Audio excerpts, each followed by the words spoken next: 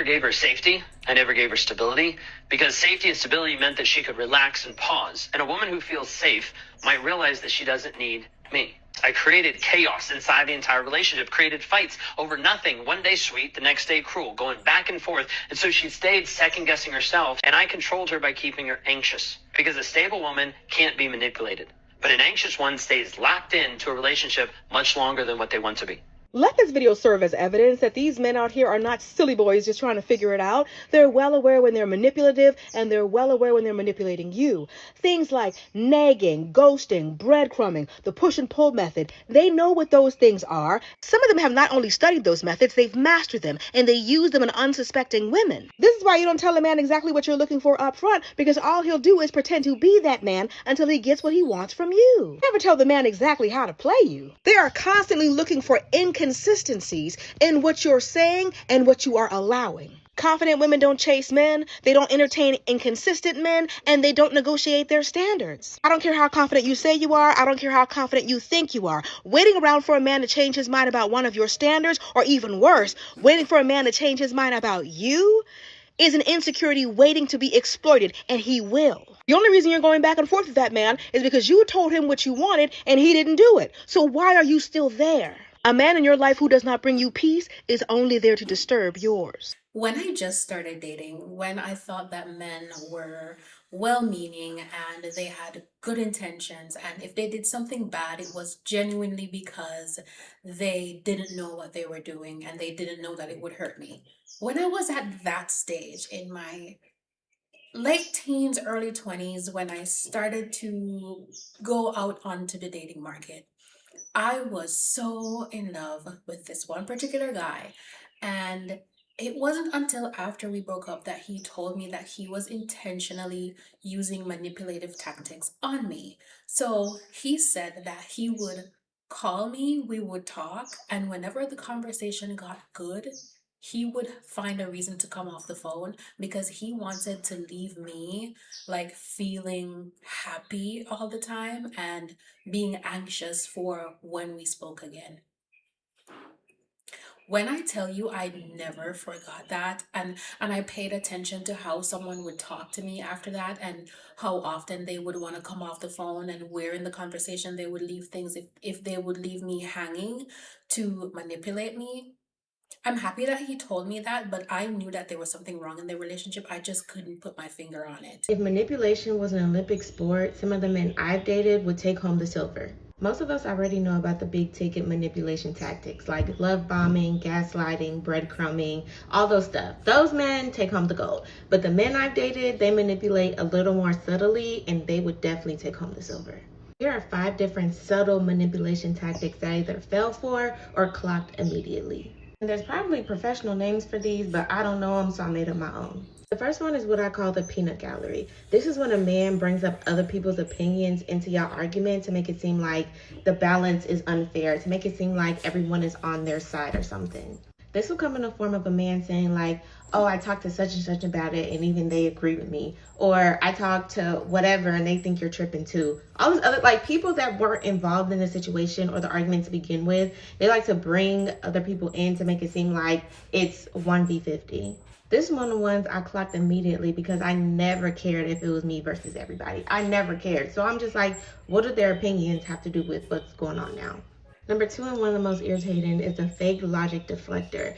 This is when a man just thinks that when he's in the wrong or he just seems like he's losing the argument, he just brings up, you're just being emotional and I'm just more of a logical thinker. And if you would think more logically, you will see it my way, yada, yada, yada. And of course, I clocked this one immediately because logic hates to see me coming. I will walk you logically through your point and mine while holding your hand like I'm helping a toddler cross the street or something. Like, and still, at the end of the day, you still hurt my feelings. Number 3 was one of my favorite ones to clock, and that's the unfair ultimatums. This is generally when a man just has such extreme things at the other end of an ultimatum. Real experience, a man was like, you're either going to change this about you or change this aspect of your behavior, or we're just not going to move forward anymore. We can just end things right here. Yeah, I chose to end things right there. I said, it was nice knowing you, and he was shook. He was actually speechless. He was like, dang, you really can't change for me. You really don't want to work through this and all this other stuff. And I'm just like, that's not the point. The point is not me being unwilling to change or unwilling to work through things. The point is you think that this is the best way to communicate. You think in order to get what you want, you have to put me against a rock in a hard place. And I just don't operate like that. So I'll leave. Of course, he was trying to backtrack and all this other stuff, but I definitely told him that that was a form of manipulation and I was not going to succumb to that. The peanut gallery one that she's referring to is triangulation. So this here says that in psychology, triangulation is a manipulation tactic where one person pulls a third party into a conflict to create tension, gain leverage, or avoid direct communication. It effectively shifts the focus away from the original issue and isolates the victim. The primary aim is control. By keeping others divided, the manipulator remains the central figure and avoids accountability for their own behavior. It creates a divide and conquer dynamic that leaves the victim feeling confused or insecure. So he starts bringing up, well, that's not what everybody thinks. That's not what so and so thinks. Or he might even pull in people that you look up to, or that's not what your best friend thinks, or your best friend doesn't do that. Whatever it is, do not let them try to pit you against other people when you feel like you are being wronged or when you definitely know that you are being wronged. And that's why having a strong sense of self when dating is going to protect you from a lot of these experiences. Manipulation isn't something that you're able to spot quickly because it's not always obvious. Sometimes manipulation manifests itself as guilt, confusion, and you feeling the constant urge to always make peace. A man doesn't have to shout to shrink a woman, he just has to get her to explain herself over and over and over. So, here are a few things that men do when they shrink women and keep them small. He will exploit your empathy. Whenever you set boundaries to a man who's trying to exploit your empathy, he's going to perceive those boundaries as cruel and he's going to perceive your tiredness as negligence. And that is because when you set boundaries for yourself, he is now losing a sense of control that makes him feel safe. You've now become unpredictable and he doesn't really know what to do with that. When you start pulling away, he might act like he's hurt because that control is a safety measure to him. So now he'll start dumping all of his discomfort onto you, hoping that you'll clean it up. And if you are an empath, chances are you might feel bad for that and you might clean it up. The solution: don't fix the guilt right away. Pause and reflect on it and ask yourself, who benefits from my discomfort? It certainly isn't you. In most cases, guilt is not an indicator to fix anything. It's usually a sign that someone has now used your empathy against you and now they're holding it above you as leverage. This next one I like to call performative remorse. It is when a man will apologize in the nicest way to you. He'll say the most poetic things to you and everything sounds perfect, but he never has any sort of fundamental change within him. He'll use his false charisma and his fake charm to make you forget about everything that he did. And once you forget about everything that he did, it all resets and it goes back to zero. What this is a tactic that is used to preserve comfort, not real accountability or real growth. Real change is measured in behavior, not in what they say. Guilt reversal is another manipulation tactic that men tend to use to shrink women. What he'll do is he'll dump his trauma onto you, completely deflecting from what you're telling him, and he'll make it about himself. And in turn, you might cradle him, coddle him, and soothe his discomfort and his trauma until yours ends up disappearing. You'll neglect your emotions, stabilize his, all while forgetting about yours the entire time. And that is how you shrink little by little. These are all forms of manipulation, and as you can see, it's not always obvious. It's very intricate and very sinister. I was talking to this guy once. We weren't officially together, but we were kind of seeing if we were compatible at that point. And we kind of discovered that we were not. The things that I wanted in life, he didn't want, and vice versa. And so I said to him, look, you want to take your life in that direction. I want to take my life in the opposite direction. Let's just do that. There's no problem. We're good. We just don't fit. And he sent me a video of himself crying. I should have known. He sent me a video of himself crying, talking about how, he doesn't know what's wrong with him. He really wants the same things that I want, and he wants us to be together, and he wants us to figure things out and to work things out together. Needless to say, 2 weeks later, he told me that actually, I kind of want my life to go in the original direction I said I wanted my life to go in. And it serves as a reminder that one, tears mean nothing, and that was thinking back at it now, it's so cringe and so weird that he did that, but it just really goes to show that he would have been a terrible person to be with, because if you could manipulate me into a relationship with tears, like just imagine like if we actually got into a relationship, what it would be like. And also to just stand on what you feel. If you don't feel like you want to be with someone, if you feel like something is a red flag, something doesn't work for you, just stand on that. Once you're satisfied and getting what you want, I want you to slowly skedaddle, make it real excruciating for them. At this point, they're gonna be afraid of losing you, and then they're gonna try to throw the kitchen sink of just gestures they can do for you. And then milk that for as long as you can, and then actually leave. He goes on to say that doing this method could leave a woman as a shell of herself, but he's okay with that because that's an occupational hazard. Now, see, this is why I show up every day to try to warn women against this kind of advice that a lot of men out here are taking, whether it's red pill, misogynistic podcasts, whether these like dating advice videos from men. They are intentionally doing this, and now they're being trained on the art of the push and pull, which is basically them being inconsistent with you after consistently being there for you and making you think you had some kind of bond or connection with them that you never really had. He went from all the good morning texts to good night beautiful to you having to be like, hey, just following up, just checking in. It's all to make you chase him. He doesn't want to be the chaser. He wants to be the chasee. These men know what they're doing when they're love bombing you, when they're breadcrumbing you, when they're ghosting you, when they're negging you. They are well aware. They have been trained on these tactics of manipulation by men like this. Stop giving them grace and the benefit of the doubt. They know what they're doing. So when a man is suddenly hot and cold with you, you don't all of a sudden start chasing that man. You let him know you're not the kind of woman who entertains inconsistent men and cut him off for good. Never let a man tell you he doesn't want you more than once. We don't chase them, we replace them. They chase, we choose. This guy right here on the screen, he has a whole series on how to manipulate people. A whole series of things that you can do to get someone to break so that you can do what you want to do with them. It's hard, it's sickening, it's absolutely disgusting. Who needs to hear this, but I'm gonna keep it short, cute, and to the point. Love should not hurt. Love should not make you suffer. You shouldn't have to fight to be loved, and you should not have to go through the 7 rings of hell to prove to somebody why you deserve their love.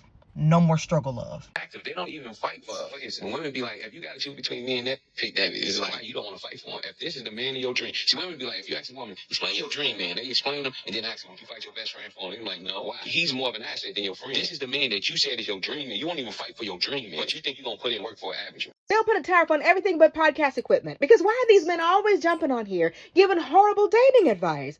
What dream man has a woman competing with another woman for his love, attention, or affection? Only raggedy men do that. And what's funny is the look on the other men's faces while he's saying this, even they can't believe it. I absolutely agree. If it ever comes down to me and her, choose her every single time. Yeah. Because I'm not jumping through hoops for a man that's supposed to be mine. A good man is a faithful man, and a faithful man doesn't have a list of options just laying around. Men in committed relationships shouldn't have a roster. A relationship only works when you're both each other's dream partner. When it's one-sided, he's always going to be looking around, and she's always going to have her eyes fixed on him. And I know that's how a lot of them like it. It's like the saying goes, give a man 10 women and he'll keep looking, give a woman 10 men and she'll choose. They want you to be competing in their own episode of Survivor, where you have to outplay, outlast, outwit. When a good man finds a good woman, he knows there's no need for a competition. He's already found the winner. He's not still out here holding tryouts. He said women are not fighting for men anymore. Now, why would I need to fight for you?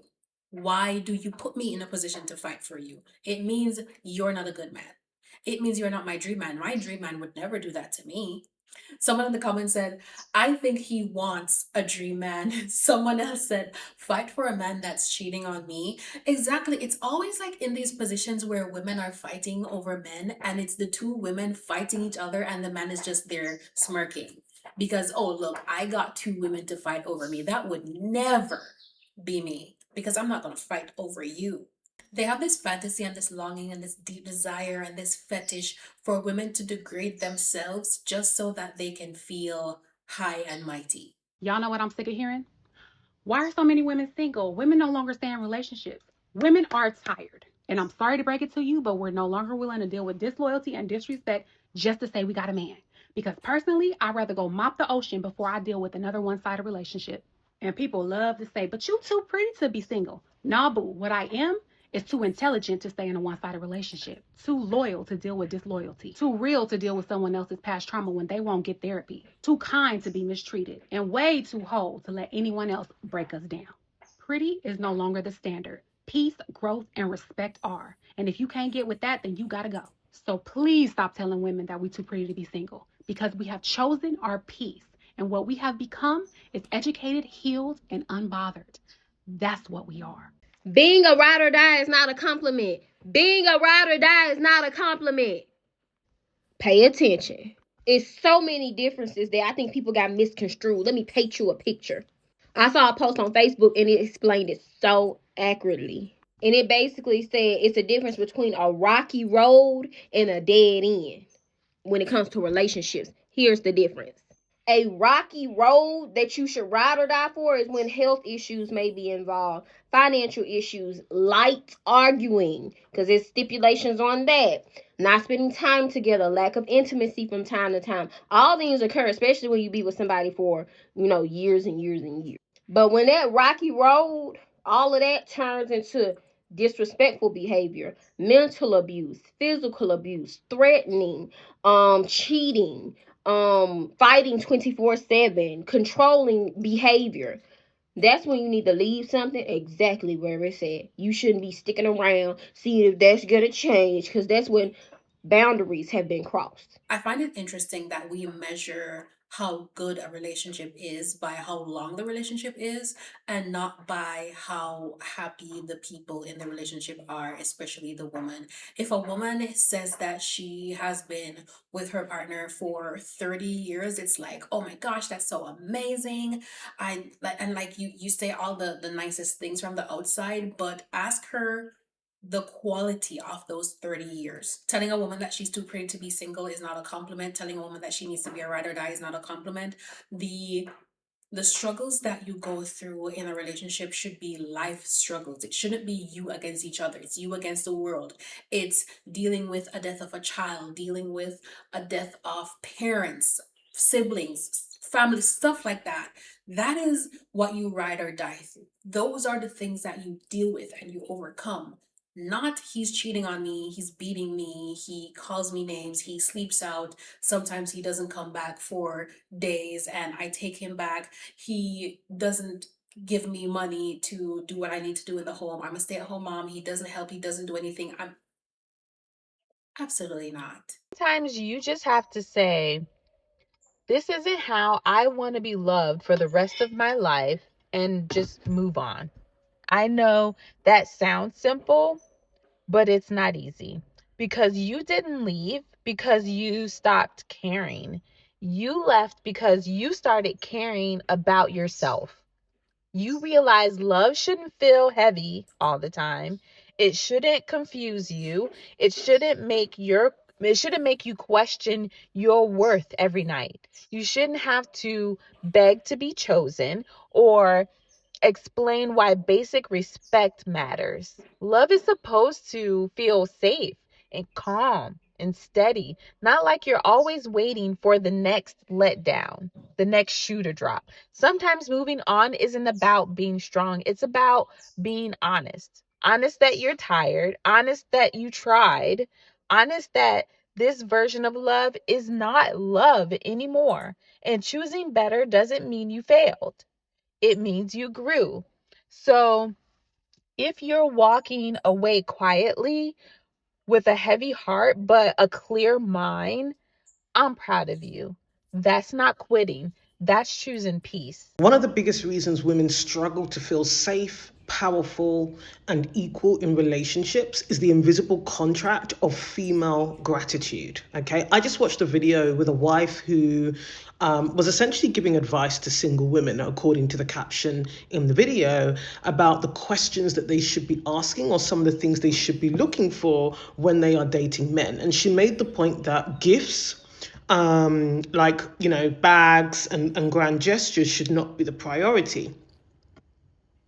Instead, women should be asking questions such as, how are you going to help me be a better mother? How are you going to empower me as a mother? How are you going to help me be a better partner? Now, She gave the example in the video of her going to a grocery store with her toddler. And the fact that I think she was saying essentially that she was overstimulated and she was about to crash out, in her words, with that toddler. And so her husband met her at the grocery store and occupied their toddler while she finished the grocery shop. If I remember correctly, that is the story she shared. And she made the point that he did not have to do that, okay? And that she was really grateful and appreciative of him for doing that. Now, there's a couple of things I wanted to pick up on here, because female gratitude, as I say, is an invisible contract that has conditioned women to be grateful for things that should be the standard, especially when you're in an adult relationship, okay? And so everyone in the comments is praising him. And there was even one man who's at the top of the comments who said that men do these things for grateful women. And I want to slow this down because there's a really important point here. Okay, notice the language: helping, feeling grateful. And a man also said that women need to be grateful in order to receive this behavior from their male partners. Let's be very clear. That is their child. It's not her child, it's their child. They conceived that child together. And so him turning up at the grocery store is participating, and even the word participation isn't correct. He is being a parent, regardless of whether or not he works and she stays at home. I don't know the makeup, but it doesn't matter. Okay, that is their household. They both live in that home. They both eat the food, I assume, that is being shopped for. So there is shared responsibility. Okay, and so the invisible contract here of female gratitude is that if a woman wants care, she must express gratitude for basic partnership. If she expects some kind of equality or at the very least equity, she must soften it with thankfulness. And if a man does what is normal, should be normal and healthy, adult responsibility, he must be praised. Now, I'm not commenting on that woman specifically. What I'm talking about is this invisible contract that lots of women are conditioned into from girlhood and childhood. And that contract trains women to feel indebted for respect, indebted to respect to the men that they have in their lives, specifically in the context of an adult relationship, a marriage. Okay? And one of the things we have to understand as women is that there's a difference between appreciation and gratitude. I've said this for years.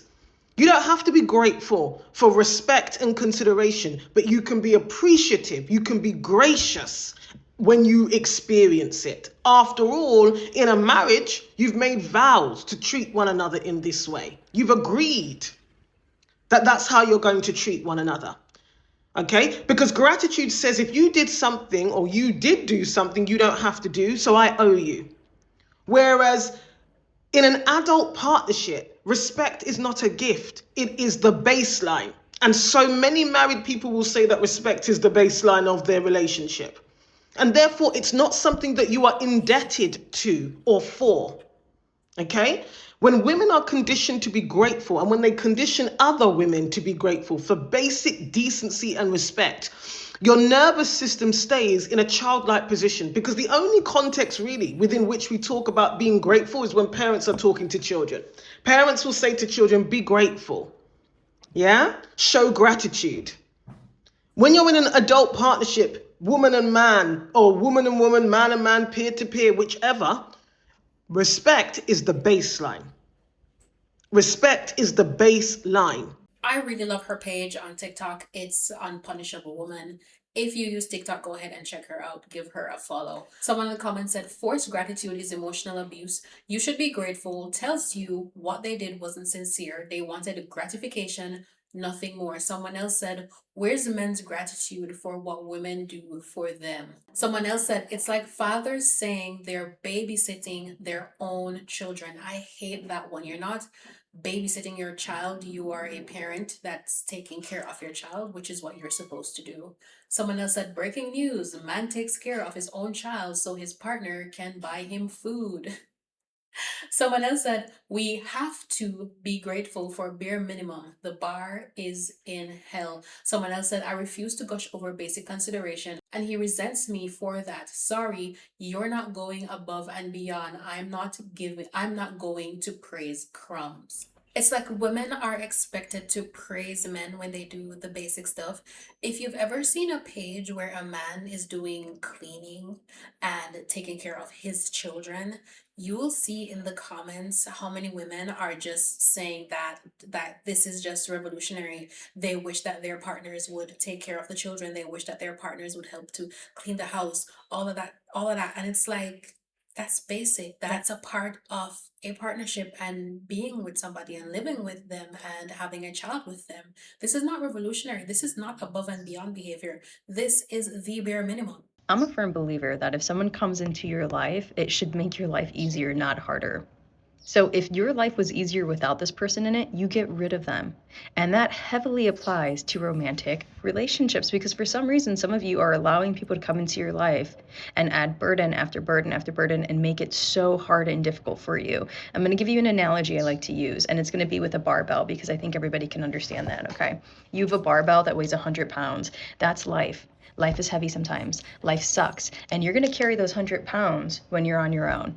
If you're coming into my life as a romantic partner, that means you're going to help me carry this, and it's going to feel lighter because you're on this end, I'm on this end, and sometimes it's going to wobble a little bit because that's life, but it's going to feel lighter. My load should feel lighter with you in my life, and vice versa, of course, right? You can't demand that and expect that and not give it to your partner as well. But my life should feel easier. The weight of life should feel easier. That's why I've never believed the idea that marriage is hard and hard work. And before you come for me, I know I look like I don't know what I'm talking about. I look like I'm in my early 20s. Fine, I'm not, okay? I've been married for years. I've never believed the idea that marriage is the hardest thing you ever do. Absolutely not. I actually think it should be one of the easiest things you do, and I think it should make your life easier. That 100-pound barbell should feel like 50 pounds. Obviously, it's never going to be 50-50, but you're understanding what I'm saying. It should feel lighter. Now, if you come into my life and I'm standing on this side and you're just pushing the weight up, and now it feels like more than even 100 pounds, now it's just more difficult to carry it, goodbye. You're lifting that bar up, causing me more tension, causing me more problems and hardship and burdens, and it feels heavier with you in it, goodbye. Because without you in it, it's a simple 100 pounds. But here you are tilting that bar, making me feel like I'm carrying the weight of the world. No, no. It goes for friendships, it goes for family relationships as well, but it certainly goes for romantic partnerships. You should not ever stay with someone who's making your life feel heavier. The burden and the load of life will always be there because that's life.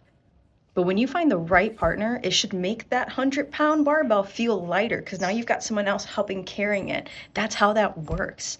But some of you are staying with really, really selfish people who are making your life hell, and they're making your life harder. Think of what life was like without them in it. And if it was easier, ask yourself why you stay. Ask yourself why you've chosen to stay with them. I agree that we should not have romantic relationships that make our lives harder. And that's why women are now overwhelmingly choosing to stay single. And that's why women who have been married or women who are partnered with children have decided that they would rather walk away with their children than to stay in the relationship. And the men are completely losing their minds because they don't understand the idea that she would rather go be a single mom than to stay in the household with him. She has to take care of herself, take care of the kids, and take care of him when he's in the house, whether or not she wants to. She has to clean up, she has to do everything. She has to cook, she has to clean, she has to plan. She would rather do that for herself if she's single with no kids, or she'd rather do that just for herself and her children and not have to deal with him at all. Because if he's not making her life better, if he's not a parent that makes parenting better, what is his function? And you can't say money because most women also work. Most households need two incomes or more. Some people still have to do side hustling to keep up with everything. So money can't be the thing that he presents as value that cancels out everything else. And there will be some times that you have to do more for your partner, but overall, it should never be that their presence in your life, them being in your life, adds more burden and more weight and more pain and anger and resentment and all of those things than if you were by yourself. I also think that's why a lot of men are blindsided by divorce, where they say the divorce came out of nowhere. It's because they were so busy enjoying the relationship, enjoying everything that she had to offer, that they didn't take the second to step back and realize that he isn't offering anything in the same proportion that she does. Because if you're too busy thinking about how your needs are being met, where do you find the time to think about meeting the needs of the other person? What is her love language? What does she like to do? How do you give her time to rest? A lot of men think that taking the baby so that the woman can go take a shower is giving her a break. It is not. A lot of them think that staying home with the kids so that she can go to the grocery store by herself is rest. It is absolutely not. And a lot of them also think that if they do chores, they're helping her. You're not helping her by doing the chores. You're just participating in the household that you also live in as an adult. This is how some men manipulate women into accepting low quality situations or low value from them, right? And we call these men the neo men. This is what they do. Just like that song, Miss Independent.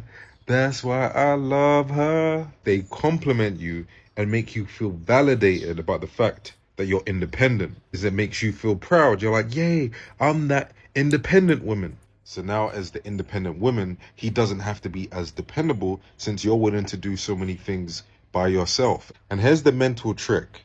Because you now love the idea of the title of being the independent woman, you will actually contribute unknowingly to his low levels of investment or effort. Also that you can be seen as the Miss Independent. So you do more things by yourself. And now the Neo man doesn't have to. This is how I think this is true. I had a friend. This was like in my mid 20s. I had a friend. She was probably like maybe 3 years older than me. And she would have like whoever she's dating, they would give her their credit card. She could spend what she wanted to spend. They would send her money. They would buy her groceries. They would pay to get all of her stuff done. And I never had that experience. And I asked her like, where are you finding these men that will do stuff for you and just all of that? And she said to me, they don't do it for you because you don't look like you need the help. And I'm like, what do you want me to look like? She said like I had a car, had a good job, had a car, had my money, and I would just do whatever. If my hair needs to get done, I do my hair. If my nails need to get done, I do my nails. Whatever it was, I took care of myself. And she said, yes, the men that you talk to, they realize that, and therefore they use it as an opportunity not to do it for you. Whereas I present myself in a way where you kind of have to, because that's who, she presents herself to be. And I didn't really like that. I understood, and I think she was right, but I don't like the idea that you would see me do everything, but because I've always handled my business, you take it as an opportunity to not step in, or to not be there for me, to not advocate for me, to not help me, to not spend money on me, or whatever it is. It's like, then what's the point of being with you? If my life doesn't change in any way positively, why would I want you in my life if I can already do everything and you don't position yourself in my life to take any burdens off of me? Then why do I need you? Manipulation tactics to use on a healed individual. Now, this is method two, the being fixable method. Now, where a lot of people go wrong on this is they think that you can simply just be scum and things are going to work out for you. Well, that is part of it. There is much more nuance to it. Like, if you're just simply scum, some of these people aren't going to want to deal with you. The key part is to know what flaws are deal breakers and what flaws aren't deal breakers. Examples: if you talk about not being loyal, that's probably going to be a deal breaker. But if you talk about struggling with communication, it probably won't be. But the real key part with these flaws is to mention that you have them, but never actually show that you have them. What do I mean by this? I mean, you can say something like, yo, full disclosure, I'm not the best at communication. However, when a situation arises where you have to communicate your ass off. But while you're communicating, say, I know I'm not the best at communication, but I am trying. I hope, I'm doing okay right now. And you can always swing this into some pretty natural sounding love bombing. Like me, for instance, I'm a bad texter. So whenever I do this, I'll be like, yo, I'm a horrible texter. And the response is always, well, you're texting me just fine. And I'm like, it's different though. So I'm not saying that that man is a narcissist, but if he is, he's a very self-aware one. And of course, if you're new here, I'm a narcissist. I actually have narcissistic personality disorder. A lot of people ask me, do narcissistic, toxic people know what they are doing? And you see right there, that man right there, he knows exactly what he is doing. That person knows what he's doing. Just like a lot of narcissistic people will do, they study people. They practice techniques and things like that. If this doesn't work, let me adjust. Let me readjust on the fly and things like that. And does this stuff work? Yeah, it works all the time. It absolutely does work. That's why you see a lot of people have shared and saved his video. Like over 30,000 people have saved his video to try to study and use his techniques on people. And you notice I didn't say on women or on men, on people. It works on people in general. With that technique right there, you are making people feel special because it seems like you're going above and beyond to understand them, to communicate better, to text better and things like that. So that person feels special. Like, you texting me just fine. He did another couple of videos where he says, oh, I'm not trying to hurt people. I'm just trying to tell people how to do what they need to do. He just used the word love bombing. So he's very self-aware of what he's doing, y'all. And this is not an attack on that person. That's just manipulation. It is what it is. He also posted this video about learning how to make people cry on purpose.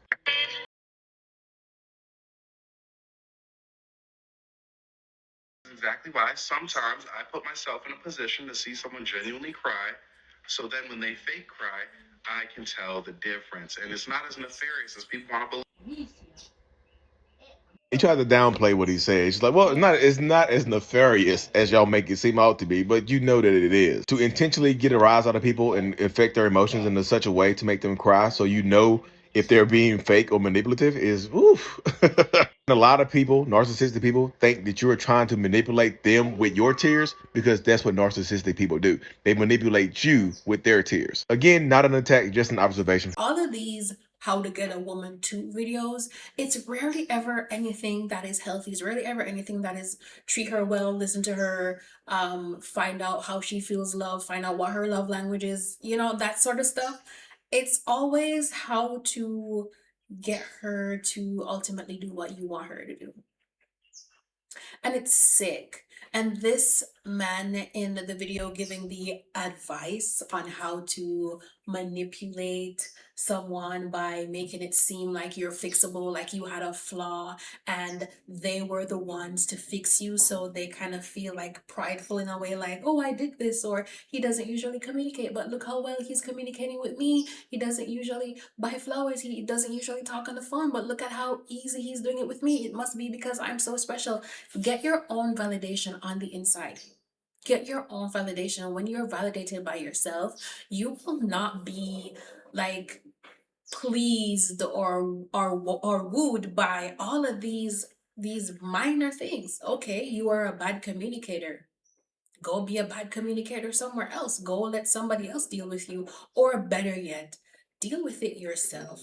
Don't try to be Barbara the Builder for any man at all. When I tell you that I was obsessed with the idea of being someone else's ride or die, it's no wonder that so many of us end up in toxic dynamics when this is like at the pinnacle of our idealization of what a romantic relationship should be like. So just so that you are understanding this, ride or die subconsciously and even on a somatic level to your cells, your body, the way that you yourself process this idea really takes you into a space of giving your power away to the other person. Because saying that you're going to be the ride or die means that you are willing to give up your boundaries, that you are willing to give up your beliefs, and that you are willing to compromise your integrity for the sake of the other person. It means that you're going to be there for the person no matter what they've done. If they've broken the law, if they've done something heinous, you are going to be there to defend them, and they are going to go ahead of you, ahead of the people in your lives. They're going to come first. And so it puts you in a situation where they're way up here and you are way down here, and you are basically subservient to the other person. which then also opens the door for that person to use this as an invitation to say, I thought you were my ride or die. I thought you would be there for me. I thought that you would do anything for me, and flip the tables around on you. It's another way of manipulating you in a toxic relationship. The good news is that this is entirely in your hands. You have the ability to take ownership of your own life and step up to the plate from a space of sovereignty and decide what this is going to be, what the narrative gets to be in your life when it comes to your romantic relationship. Is it going to be the other person comes first, I come last, and no matter what happens, I'm going to be there, even if this is against everything I believe in? Or is it going to be, because I hold myself accountable in my life, and because I take responsibility, and because I show up for myself from a place of empowerment, you get held up to the same standards, and this does not apply. This does not fly. This is not okay. And I am not going to just sit there and look pretty and smile and defend you when this is wrong. I love this because this is a red flag that we can be in charge of. And then it is a power tool that we can use not only to get ourselves out of toxic relationships, but to really further our growth and to become the kinds of people that really live this life from a place of empowerment, of sovereignty, of delight, of abundance. And that makes all the difference. One of the worst things that a man can think about you is no matter what I do, she will never leave. I hate to break it to you, but I am a leaver. I am a leaver. If he thinks that you would never leave no matter what he does, what incentive does he have to treat you right? Loyalty should be something that men earn and not something that is given by default. And I don't mean infidelity. I mean staying with them through hard times. Staying through disrespect is not a badge of honor. It is a sign of no boundaries and low self-esteem. Period. That's it. Relationships should be a safe haven for you and not somewhere that you don't know what you're going to get today. Is he going to be nice to me? Is he going to be mean to me today? Is he going to give me what I need to take care of myself and my children? Am I going to have to beg him? Am I going to have to, like, fill in the blanks? Who wants that? If this relationship is not adding value, joy, peace, love to your life. And as I said, peace, there are so many men who talk about just be my peace, just be my peace. Are you a woman's peace? Do they know how to create peace for women? And usually when they talk about wanting a woman to be their peace, they really mean I want to do whatever I want, when I want, how I want, with who I want, and you shouldn't say anything about it. You shouldn't bother me. You should not speak up if I'm doing something wrong to you. It's like it's a gag where she should just be quiet, don't say anything, just do whatever he wants to please him, and that's what he calls peace. A woman who is silent is dangerous. A woman who is silent is dangerous, and a lot of men think that that's peaceful. Suffering is not a proof of love. He's not giving you closure because he knows you'll walk away. In fact, some guys purposely don't give you closure because they know you're going to be gone. If they tell you the honest truth about why they act the way they do, they know they're losing you. They know that they'll have to take accountability and actually admit that, hey, I messed this up. And admit that they're wrong. They would rather keep you in a relationship that benefits them, even at the expense of your time and energy. Clear communication creates closed doors. Selfish. I know that having some sort of closure makes us feel better about the end of a relationship and makes us justify why the relationship needed to end when we start to miss the person, when we start to reminisce on the good memories. But the relationship needing to end, or the relationship ending, is the closure itself. It ended because it didn't work. It is easier to be manipulated if you do not know yourself, if you do not love yourself, if you don't spend enough time with yourself, if you don't get validation from yourself, if you're not self-motivated. It is easier for you to get manipulated because someone can come in and present to be the most loving, the best, the most caring person in the whole world. And because you lack that in your own life, you're going to think that they are the missing piece, when in fact, you don't have a missing piece. There is no missing piece of you. There is no other half of you. You are a whole by yourself. Someone can complement your life, but you should never think of someone as being any form of missing piece in your life. Go ahead and share your thoughts in the comment section below. As always, thanks so much for watching. I'll see you in the next video.